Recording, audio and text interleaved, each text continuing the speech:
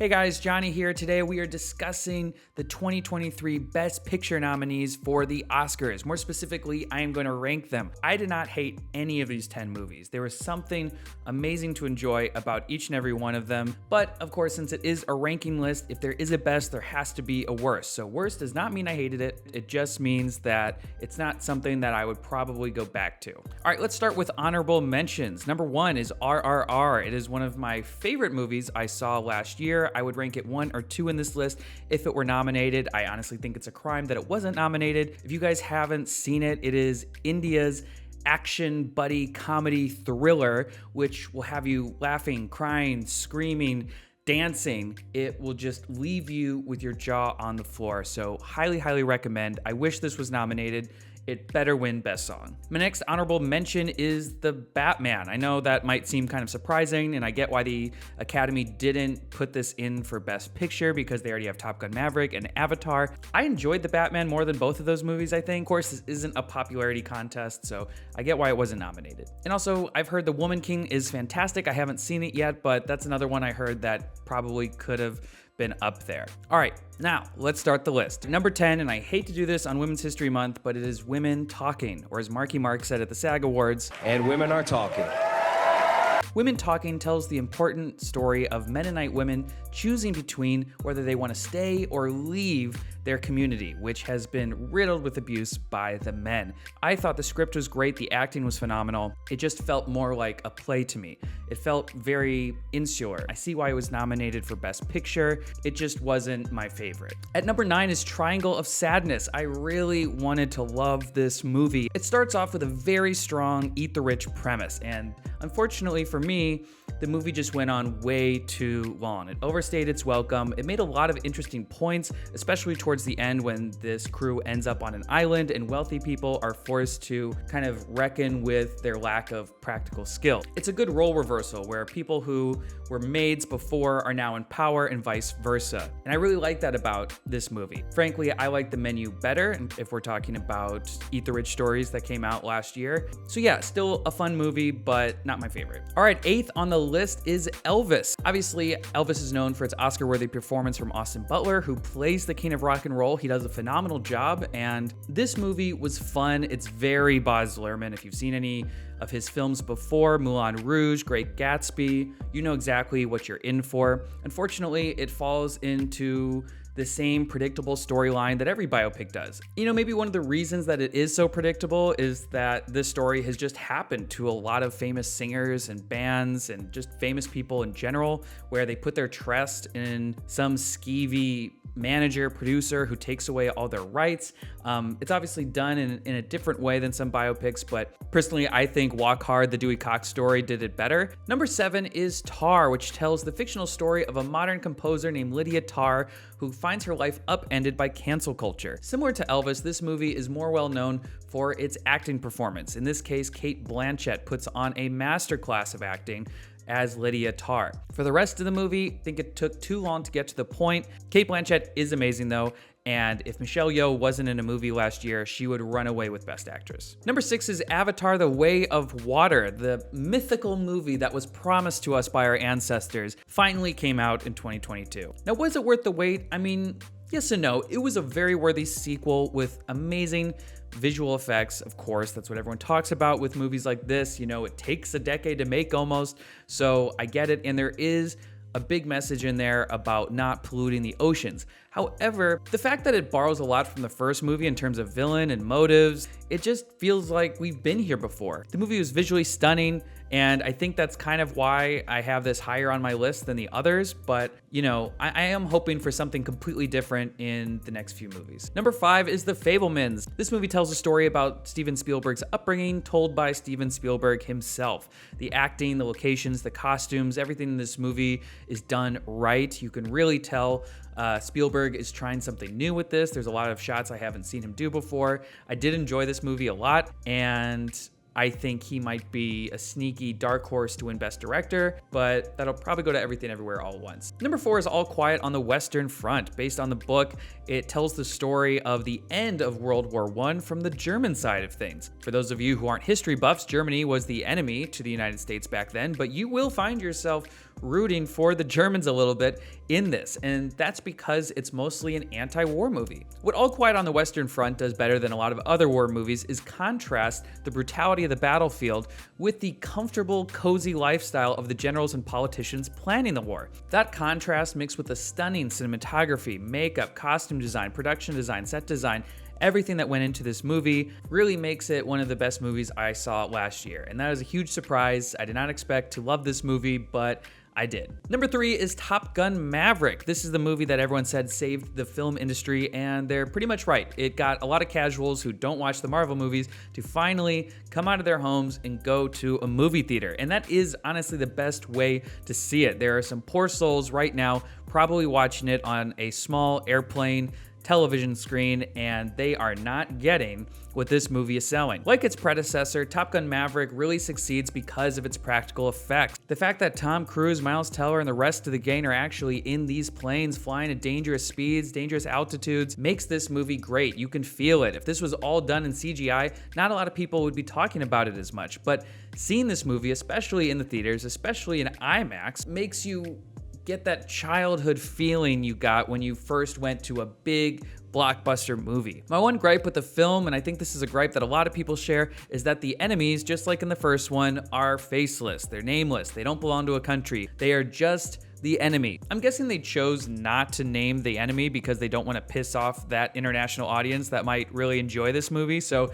instead of saying it's China or Russia, they just don't say it at all. I mean, even when Tom Cruise is in the base, I mean, it looked cold there, right? So maybe this is Russia. There's no flags, there's no insignias. That you can't even tell what language any of the people there are speaking. They're just voiceless, nameless, faceless people. And that really bothered me. It kind of took me out of it. I'm like, wait, who are we starting World War III right now? Are we shooting missiles at Russia? But other than that, this movie is not about, international conflict. It is about planes and going vroom and seeing Tom Cruise do what he does best. So Top Gun Maverick, it brought people back to the cinemas. It was a spectacle to watch, and that's why it is number 3 on my list. All right, we're now into the top 2. Number 2, this is a big surprise for me, the Banshees of Inisherin. I know. I did not expect to like this movie. I thought this was going to be this year's Power of the Dog, which I still haven't finished after trying 3 separate times. God, that movie was boring.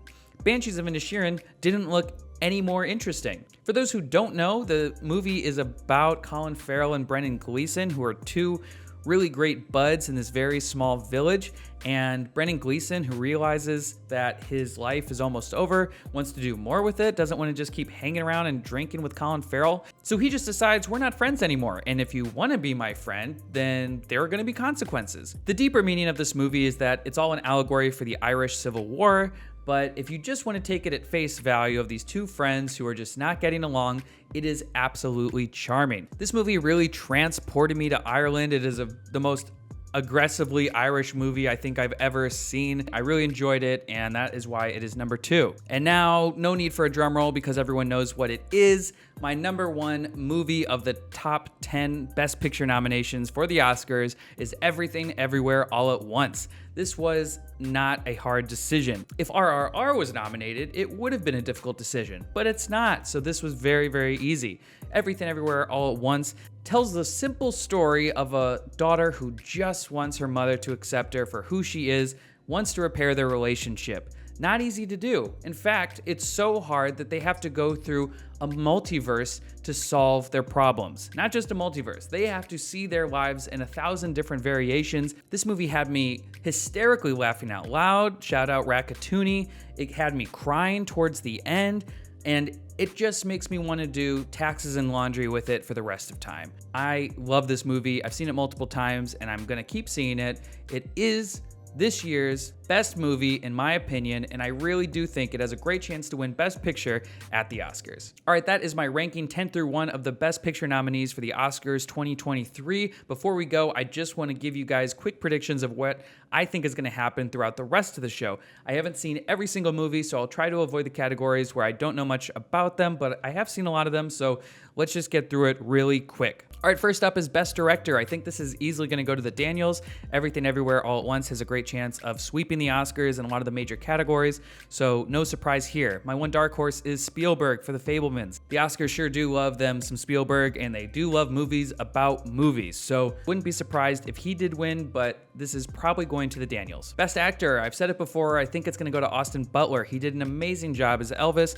Brendan Fraser also puts in a great performance in The Whale, but knowing the Academy's record with biopics and the people who play these famous stars, look at Jamie Foxx, look at Rami Malek, I think Austin Butler will definitely win. All right, for Best Actress, I think this is easily going to go to Michelle Yeoh. She's won 28 times so far, but there is a dark horse, and it's Cate Blanchett, who's won 23. She could easily win this as well. Again, I think she would run away with it had it not been for Michelle Yeoh's amazing transformative performance in Everything Everywhere. I also would have nominated Mia Goth for X and Pearl. She was incredible. I don't know what the Academy has against horror if it's not made by Guillermo del Toro, but Mia Goth, I don't know who could have acted better in that. I don't know what else she could have done. She should have 100% been nominated in this category. But anyway, I think it's going to go to Michelle Yeoh, and deservedly so. Next one is Best Supporting Actor, and I think this is the most obvious one. This is going to go to Ke Huy Quan. He delivered a really heartwarming performance in Everything Everywhere All at Once. Everyone knows the story. We haven't really seen him since Indiana Jones. He was out of Hollywood completely, didn't have health insurance. Once this movie was made, he called the Daniels, the directors, and asked if he was any good in it because he was worried about getting health insurance again. And now look at him, back in SAG, back in the limelight, deservedly so. He will 1000% win this award. Best Supporting Actress, I think it's a toss-up between Jamie Lee Curtis and Angela Bassett. I think it'll be Angela Bassett. She won at the Golden Globes. She's won at a few other award shows. Jamie Lee Curtis has also won. She's actually won 7 times to Angela Bassett's 5, but personally, I would be happy with either, but I think it'll go to Angela. All right, Best Original Screenplay, I think is easily gonna go to the Daniels for Everything Everywhere All at Once. Best Adapted Screenplay is a lot harder to predict. I'm gonna guess Sarah Polley for Women Talking. The script was really strong. It was the best part of the movie. Glass Onion, I can't really see winning. Top Gun Maverick, no one's talking about the script of that movie. So I don't know, we'll see. I'm gonna guess Sarah Polley. Will probably be wrong. Best Cinematography, I think, will go to All Quiet on the Western Front, with Elvis being a dark horse. Honestly, The Batman and Top Gun Maverick should have been in this category. I think either would have won easily, but I guess it'll go to All Quiet. I mean, the cinematography was amazing, so that'll be one of the Oscars that wins. Best Animated Feature will easily go to Guillermo del Toro's Pinocchio. It is a side of Pinocchio we've never seen. He's literally fighting Nazis, and it's also done in stop motion, which the Academy really appreciates. I think Puss in Boots: Last Wish would have won any other year, but they do love them some Guillermo del Toro. They love them some stop motion. And if you punch some Nazis along the way, you're gonna win the Oscar. Best International Film, this will easily go to All Quiet on the Western Front. India made the mistake of not submitting RRR. I think that would have easily won, or at least been right there with All Quiet, but All Quiet will 1000% win. Best Film Editing, that is gonna be Everything Everywhere All at Once. The fact that you would see 100 cuts in about 10 seconds is just what this award is all about. The editing was superb. It should go to movies like this and not to Bohemian Rhapsody. Just saying. Best Original Score, All Quiet on the Western Front really stands out to me. Like Jaws, it only had a few sort of sombering notes, but they really stuck with you. So I think that is gonna be an easy one. Best Original Song, I am praying it goes to Natu Natu from RRR. It is the most electric song. I still listen to it when I'm on the elliptical. It is so fun. I tried to learn the dance on YouTube. I failed miserably, but it's so catchy. It's so great. I really hope the actors get to perform it at the Oscars. Unfortunately, Rihanna is also in this category, and coming off a big Super Bowl halftime show, I think she could win this. People want to give Oscars to, big time singers. We saw it with Billie Eilish, Adele, with the Bond themes. So I can see it going to Rihanna, but Lift Me Up, it's a good song, but it's just kind of, it's fine. It fits well with Black Panther, but I'm not like blasting it, in my car. Natu, that shit rocks. All right, Best Production Design. I think this will either go to All Quiet or Avatar. It really depends if they favor practical effects over visual effects. So I'm gonna go with Avatar. I don't know, this is a tough one. I didn't see Babylon, but Elvis and the Fabelmans also had really good production design, so we'll see. Best Costume Design will probably go to Black Panther: Wakanda Forever, but I can also see it going to Elvis or even Everything Everywhere, given all the costumes they had to go through during all those crazy cutscenes, so we will see. Best Makeup and Hairstyling will probably go to The Whale. If Norbit can win an Oscar, why not The Whale? He looked obese. So good on them. All right, for best sound, I think we'll go to Top Gun Maverick. I think this might be its only Oscar that it gets. When you are watching it in a theater, especially in IMAX, you feel like you are in those jets. The sound editing and mixing is impeccable, and I think Top Gun will get their one Oscar from this category. Finally, best visual effects will go to Avatar: The Way of Water. This is a runaway. Book it. If you can bet on it, bet on it. I don't know what else could possibly win here. All of Avatar was just one big visual effect, so no one did it better. It wins. Anyway, guys, this probably went on longer than I thought. That's what she said, and I hope you enjoyed me ranking these. I'm gonna do some more reviews and rankings and all sorts of things on this channel coming up, so stay tuned, subscribe if you aren't already, and maybe I'll do a post-Oscars video as well. All right, thanks, bye!